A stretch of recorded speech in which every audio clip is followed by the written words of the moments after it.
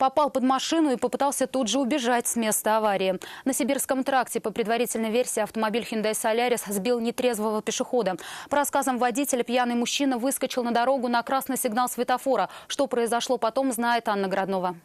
Я ехал со стороны Арбузова в сторону Халитова. По рассказам водителя автомобиля Hyundai, ДТП произошло по вине пешехода, который переходить дорогу стал хоть и по зебре, но на красный сигнал светофора. Как оказалось, такому поведению была весьма банальная причина. 40 километров в час где-то ехал.